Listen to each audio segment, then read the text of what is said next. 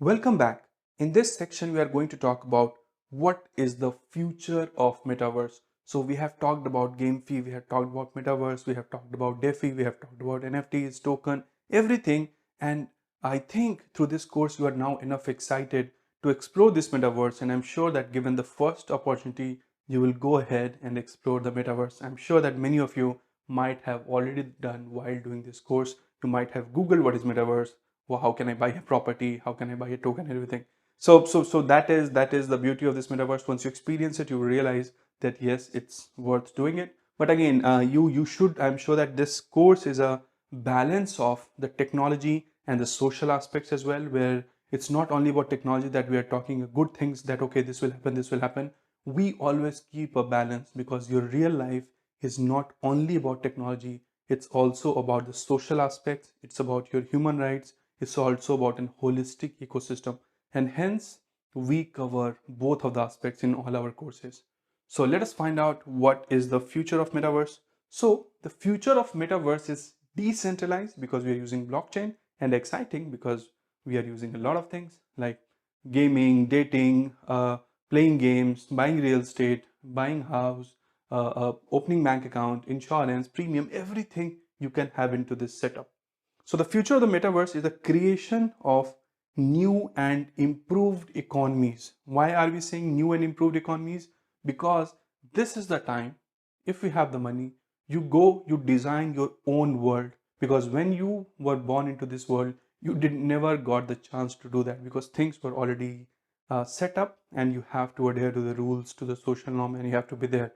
But you, if you have the money, if you can design certain things, you can do that in the digital world. So it's an opportunity to create a new economy which works on cryptocurrencies, DeFi, NFTs, and all those things. So hence we are saying it is a new and improved economy. DressX transformed the concept of shopping for clothes by allowing customers to try on and purchase digital clothing for their online avatars. So DressX is the company which is focused to sell digital clothes. For example, if you're an avatar, 3D avatar, you can actually dress it. And in order to dress it, for example, in real life, if you want to buy a t-shirt, shirt, pant, jeans, frog, dress, whatever you want to buy, we have to pay money. And as I told you that in metaverse, everybody is trying to make it as real as possible. So hence, even in a digital world, if you want your avatar to dress up in certain way, you have to spend money or tokens or NFTs to buy dresses for your avatars. And you can also sell it after a certain point in time. So again, and you can also try.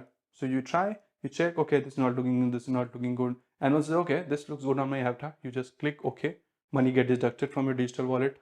The dress gets stored into your digital wallet. So what happens that if, for example, if you are currently into the Facebook environment and then you are going to LinkedIn, you can actually use the same dress everywhere because that is stored and that is owned by you because you have purchased that against a currency.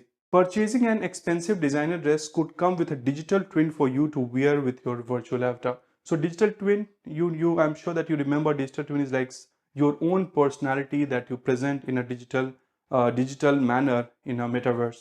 So if you are a stylish person, you would prefer that your avatar should also look stylish and the way you want it. It's not like that. Even there, you will be able to buy a high-end brands that you can use to design and show off even in the metaverse world. So show offs will not be limited only to the physical world as we live in. It will be there into metaverse, into virtual world as well.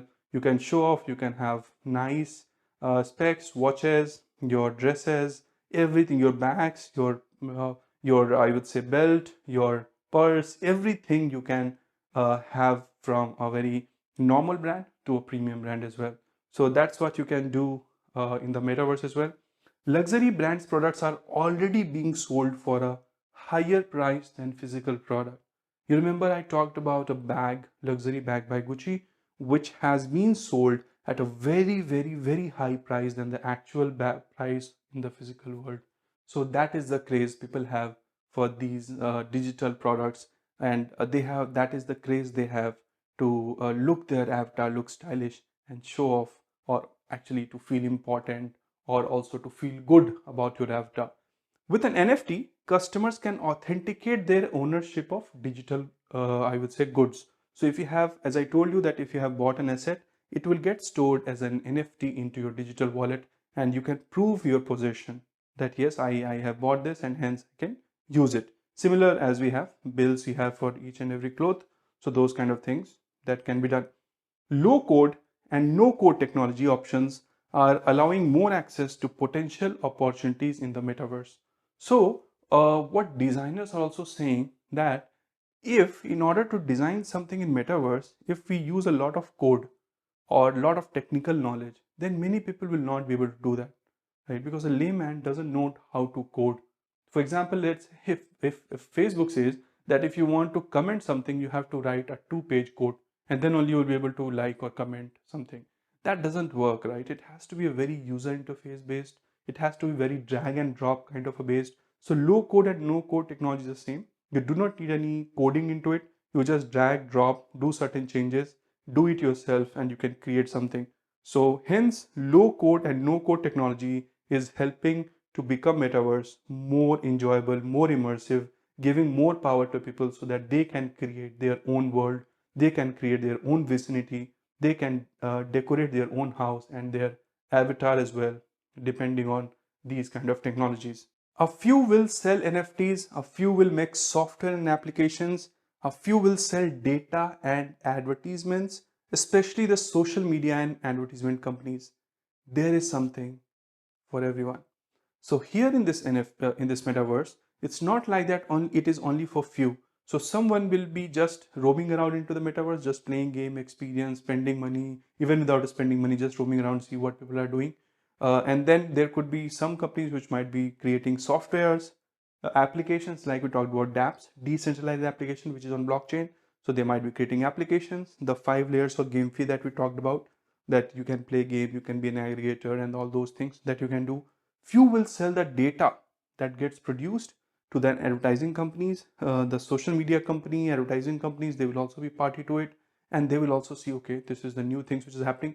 Because for example, let's say on a Facebook, if Facebook asks something that do you want to give your data for this, and then you consent, you give an, I would say, an active consent to this. But when you are immersed into an, I would say, experience, you don't really realize, you just want to experience it, right? So the difference is that in Facebook, while you're accessing onto your mobile phone or your laptop, it's more of a passive experience.